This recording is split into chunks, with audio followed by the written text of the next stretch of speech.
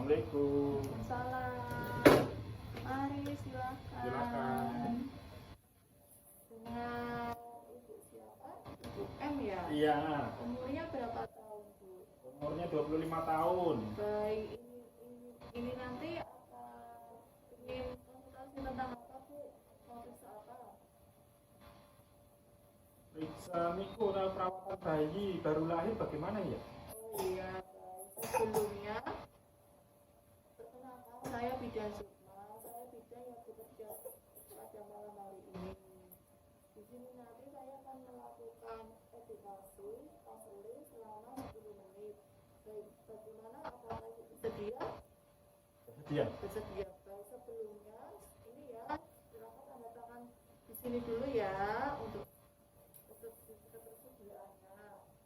Yang pertama saya akan melakukan cuci tangan 6 langkah terlebih dahulu. Permisi ya, saya Ya. cuci tangan terlebih dahulu.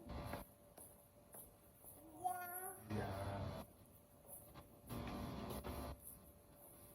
Setelah melakukan cuci tangan 6 langkah, kemudian saya akan menjelaskan maksud dan tujuan ya Bu ya. Maksudnya ini nanti saya akan memberikan tentang konseling agar Ibu itu paham apa aja perawatan pada bayi baru lahir.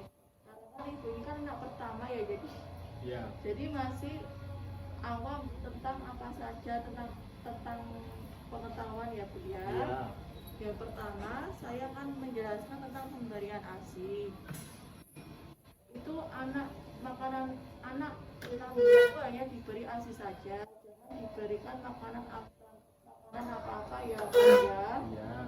Itu memberikan ASI-nya itu sesuai dengan keinginan bayi atau paling sedikit itu 8 kali sehari. Bagusnya itu setiap 2 jam bayinya dibangun terlebih dahulu, disusui terlebih dahulu ya Bu ya. Iya. Apabila bayinya tidur.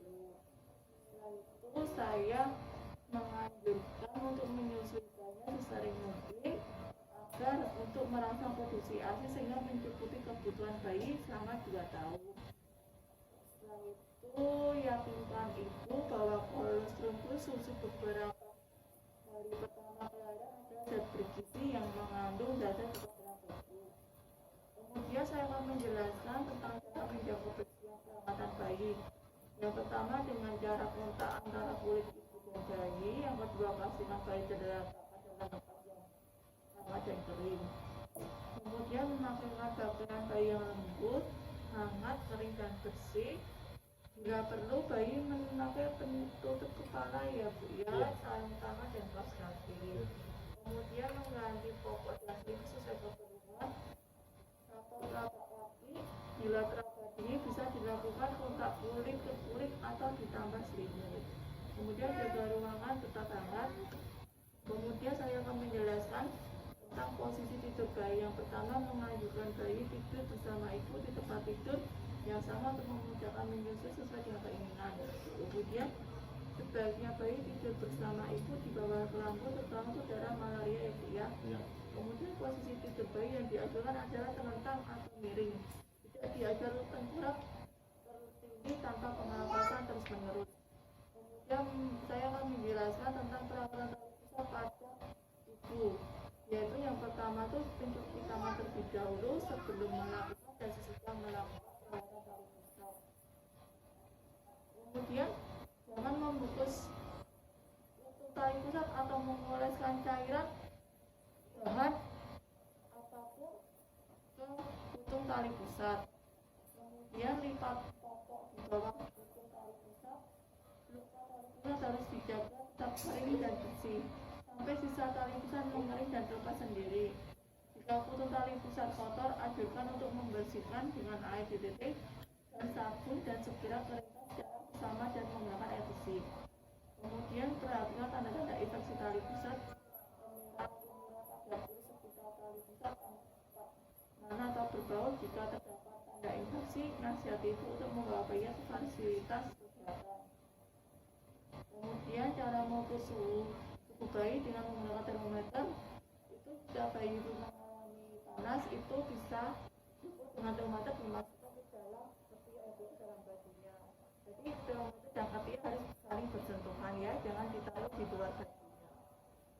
Ada tanda bahaya yang harus diwaspadai itu jika bayi tidak mau minum atau memuntahkan semua.